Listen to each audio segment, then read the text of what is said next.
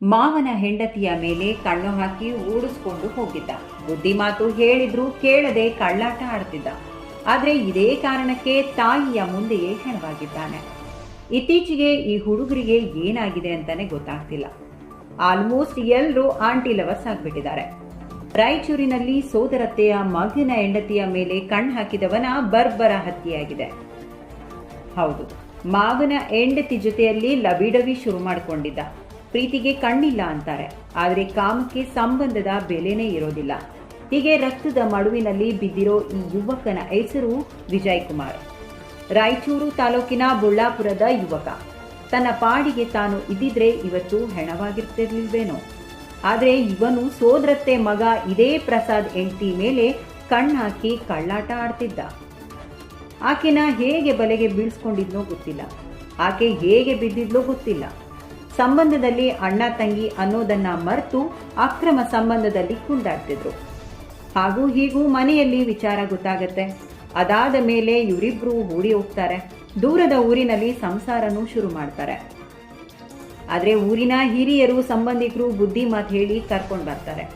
ಊರಿಗೆ ವಾಪಸ್ ಬಂದ್ರೂ ಕೂಡ ಇವರ ಕಳ್ಳಾಟ ನಿಲ್ಸಿರೋದಿಲ್ಲ. ಹೆಂಡತಿ ಮೇಲೆ ಕಣ್ಣಾಕಿದ ವಿಜಯ್ ಕುಮಾರ್ ಮೇಲೆ ಕೆಂಡಾಮಂಡಲವಾಗಿರ್ತಾನೆ.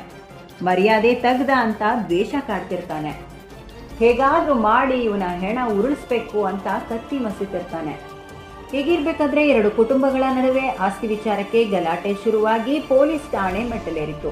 ಇವತ್ತು ಕೂಡ ಎರಡು ಕುಟುಂಬಗಳ ಮಧ್ಯೆ ಗಲಾಟೆ ನಡೆದಿದ್ದು, ಈ ಸಮಯಕ್ಕೆ ಕಾದಿದ್ದ ಪ್ರಸಾದ್ ಎಂಟ್ರಿ ಕೊಟ್ಟಿದ್ದ. ಹಿಂದೆಯಿಂದ ಬಂದವನೇ ವಿಜಯ್ ಕುಮಾರ್ ತಲೆಗೆ ಕೊಡಲಿಯಿಂದ ಹೊಡೆದಿದ್ದಾನೆ. ಒಂದೇ ಏಟಿಗೆ ತಲೆ ಸೀಳಿ 2 ಪೀಸ್ ಆಗಿತ್ತು. ವಿಜಯ್ ಅಲ್ಲೇ ಜೀವ ಬಿಟ್ಟಿದ್ದಾನೆ. ಕಂಪ್ಲೇಂಟ್ ಕೊಟ್ಟಿದ್ದೀವಿ ಸರ್. ನಾವು ಆಲ್ರೆಡಿ FIR ಫೈಲ್ ಆಗಿದೆ ಸರ್. ಕೆ ಪ್ರಸಾದ್, ಅದು ನಮ್ಮ ಅತ್ತೆನ ಮಗ ಸರ್ ಫಸ್ಟು. ಆಮೇಲೆ ಪೊಲೀಸ್, ಅದೇ ನಮ್ಮ ಅಂಬರೀಷ್ ಪೊಲೀಸ್, ನಮ್ಮ ಚಿಕ್ಕಪ್ಪ ಸರ್, ನನ್ನ ಸ್ವಂತ ಚಿಕ್ಕಪ್ಪ. ಇನ್ನೊಬ್ಬರು ಮಲ್ಲೇಶ್ ಅಂತೇಳಿ, ಅವ್ರ ಮೂವರ ಕೈವಾಡ ತುಂಬ ಇದೆ ಸರ್. ಅದು FIR ದಾಖಲೆ ಆಗಿದೆ ಸರ್. ಪೊಲೀಸರು ನಾವೆಲ್ಲ ಇನ್ಫಾರ್ಮೇಷನ್ ಎಲ್ಲ ಕೊಟ್ಟಿದ್ದೀವಿ ಸರ್. ನಂತರ ವಿಜಯ್ ಕುಮಾರ್ ಅವರಿಗೆ ಭಾರಿ ಗಾಯ ಆಗುತ್ತೆ. ಅವರನ್ನು ಸರ್ಕಾರಿ ಆಸ್ಪತ್ರೆಗೆ ಶಿಫ್ಟ್ ಮಾಡ್ತೀವಿ. ಚಿಕಿತ್ಸೆ ಫಲಕಾರಿಯಾಗದೆ ಶ್ರೀ ವಿಜಯ್ ಕುಮಾರ್ ಅವರು ಮೃತಪಟ್ಟಿರುತ್ತಾರೆ. ಇದರ ಪ್ರಯುಕ್ತ ಇಡಪ್ನೂರು ಪೊಲೀಸ್ ಠಾಣೆಯಲ್ಲಿ ಒಂದು ಮರ್ಡರ್ ಕೇಸ್ ರಿಜಿಸ್ಟರ್ ಆಗಿದೆ. ಆರೋಪಿತರನ್ನು ಹಿಡಿಯುವುದಕ್ಕೆ ರಾಯಚೂರು ಪೊಲೀಸ್ ವತಿಯಿಂದ 3 ತಂಡ ರಚಿಸಿ ಅವರನ್ನು ಹಿಡ್ಕೊಂಡ್ಬರುವುದಕ್ಕೆ ಕಳುಹಿಸಿಕೊಡಲಾಗಿದೆ.